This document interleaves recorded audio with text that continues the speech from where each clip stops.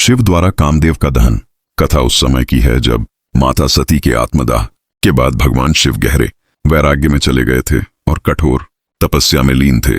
दूसरी ओर तारकासुर नाम के राक्षस ने आतंक मचा रखा था, जिसे वरदान प्राप्त था कि उसका वध केवल शिव के पुत्र के हाथों ही हो सकता है। देवताओं ने शिव की समाधि भंग करने के लिए कामदेव को भेजा। कामदेव ने शिव के हृदय में प्रेम जगाने के लिए उन पर अपने पुष्प बाण का प्रयोग किया। इससे शिव की समाधि तो टूट गई, लेकिन वे अत्यंत क्रोधित हो गए। जैसे ही उन्होंने अपना तीसरा नेत्र खोला, कामदेव उसी क्षण जलकर भस्म हो गए। रति की प्रार्थना और वरदान। कामदेव की पत्नी रति अपने पति के भस्म होने पर विलाप करने लगी।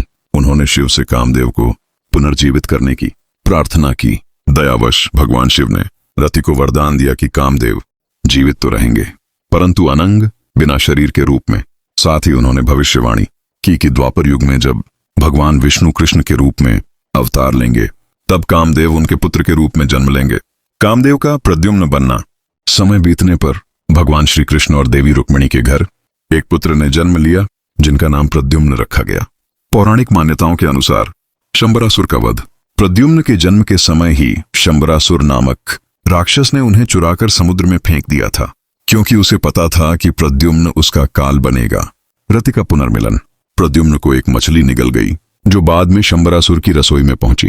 वहां रति, जो मायावती के नाम से वहां रह रही थी, ने उस बालक का पालन पोषण किया और उसे उसके पूर्व जन्म का आभास कराया। अंततः प्रद्युम्न ने शंबरासुर का वध किया और रुक्मिणी व कृष्ण के पास द्वारका वापस लौट आए। इस प्रकार शिव के क्रोध से भस्म हुए कामदेव ने कृष्ण के पुत्र प्रद्युम्न के रूप में नया शरीर प्राप्त किया और पुनः अपनी पत्नी रति मायावती से मिले।